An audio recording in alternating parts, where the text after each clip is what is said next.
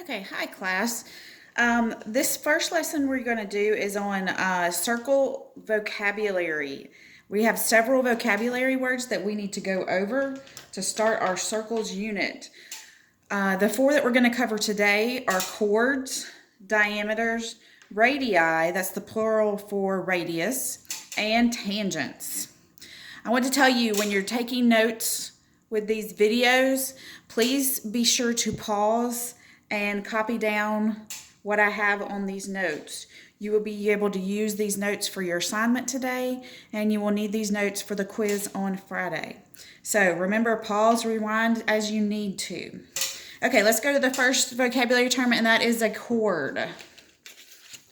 So, a chord is a line segment whose endpoints lie on the circle. So here we have our circle here. The endpoints of this line segment are both on the circle. So if I were to draw one of these, let me draw my circle. Any chord, I have an endpoint here and an endpoint here. A chord connects as a line segment from one point on the circle to another point on the circle. Okay, our next vocabulary term is diameter. So, a diameter is a chord that goes through the center of the circle. You have probably heard of this term before. So, it's still a chord. It goes from one endpoint on the circle to another endpoint on the circle. But the only difference this is a special kind of chord because it goes through the center of the circle. It has to go through the center of the circle. So, if we need to draw a diameter, we'll draw our circle. Let's draw the center. And so our chord, we need to have an endpoint here, and we'll say an endpoint here, and it's got to go through the center of the circle. A diameter always cuts a circle in half. It makes two semicircles. Okay, our next vocabulary is radius. So you probably heard of a radius as well. A radius is a line segment from the center of the circle to any point on the circle. So you can draw a radius from the center. Here's another radius, or here can be a radius, or here is a radius. It just has to come a line segment from the center to any point on the circle. So let me draw another one, give an example.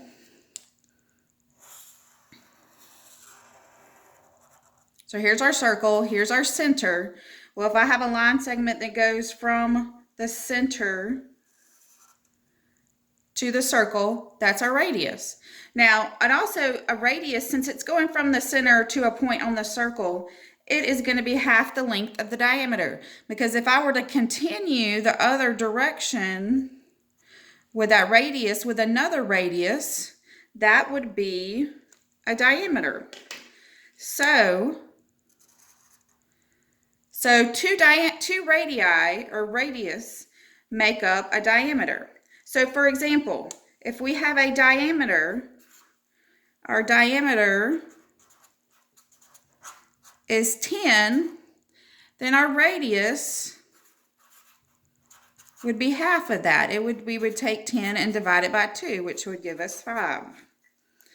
What if we were given the radius? Now, if we have a radius, let's say this radius is, let's say it's 8. Well, if that radius is 8, well, any radius on the circle has to be 8. So if the radius equals 8, then the diameter has to equal 2 of the radius. So we say 2 times 8, and that will give us 16. Okay, and the last vocabulary term we're going to talk about today is a tangent line. So a tangent line is a line that intersects the circle at one point. Here's our circle. There is a point on the circle. This line is intersecting the circle at this point. We call that the point of tangency. Okay, tangent lines are always going to be outside of the circle. because if it were inside the circle, it would intersect the circle at more than one point. So the tangent line is always outside the circle. So let me draw one so that you have some experience. So there's our circle.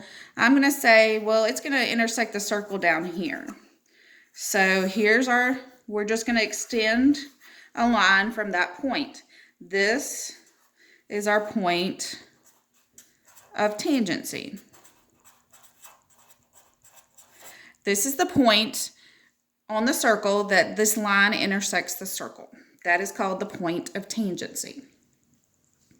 Okay, so now let's talk about some tangent lines because we have a few problems we can work with tangent lines. So take a moment to pause the video, copy this down. Okay, it says if two tangent lines of a circle intersect, then the distances from the point of tangency to the intersecting point are congruent. So here's our picture.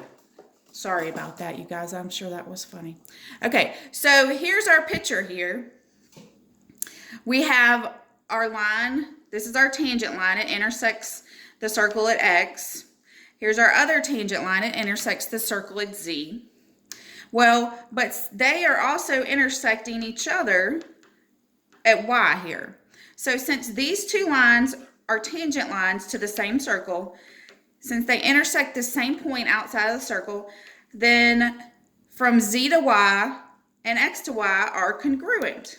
We can say that ZY, that line segment, is congruent to XY, that line segment. These are congruent. Remember our tick marks for congruency? So that also means that since ZY is 7, then XY has to also be 7. These two are the same length. Okay, now I've got a few examples using that theorem. So let's look at this example 1. Copy it down, pause the video, copy it down, restart it, and we'll start working on it. Okay, so this says find the length of CB. Here is CB here, this line segment here. Well, I noticed that I have two lines that are tangent to the circle. They intersect the circle at one point. But they also intersect each other outside of the circle at this point B. So I know that we have some congruent line segments here. I know from that previous theorem that AB from here to here has to be congruent to CB from here to here. Well, if AB is 3, then CB has to equal 3. So this is going to be 3 as well. Okay, let's do another couple of examples. This involves a little bit more algebra. Again, pause the video, copy the example down before you start working. Okay, so this one says find X. I'm sorry, y'all. This video, okay, let me straighten it out. Okay, we want to find X. Well, again, I have a line of tangency here and a line of tangency here. So they're both intersecting at M. So that means I have some congruent parts. I know that LM is congruent to NM. So if they're congruent, remember congruent means they're equal. I can exchange that congruent sign for an equal sign and fill in what I know about LM and NM. Well, LM is X plus 3 and NM is 10. So since we're trying to find X, we've got to solve our equation. Well, we know that it's X plus 3. To get rid of this 3, we have to do the opposite. We've got to subtract 3. Those cancel out, and we have X equals 10 minus 3 gives us 7. Okay, and our last example. Okay, copy the example down, pause the video, copy the example down, then start working on it with me after you've copied it down. Okay, again, we have a tangent line here, AB. It's tangent to the circle at A. We have another tangent line, CB. It's tangent to the circle at C. Well, again, I know I've got some congruent parts. What are our congruent parts? Our congruent parts are AB is congruent to Tell me what it is. We know it's CB. Okay, we'll also have some information about AB and CB. Since I'm finding X, I know I've got to solve an equation. So AB is 2X plus 5. Since they're congruent, I know they're equal. And then CB is 3X. I'm going to solve. Now you have to do the algebra to solve the equation. We'll have a variable on both sides. If I have variables on both sides, I have to look to see, well, this is the only variable over here. I have to leave this over here. So that means I have to move this 2X over to the other side. If we move it, remember we have to move it using the opposite operation.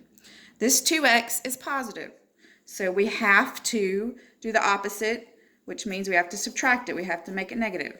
So if I subtract it from here, I have to subtract it over here. So 2X minus 2X, those cancel out. We bring down the 5. 3X minus 2X, well, they're like terms. 3 minus 2 is 1, and bring down the X. But I know 1X is the same thing as X, and we bring down the 5. So X equals 5.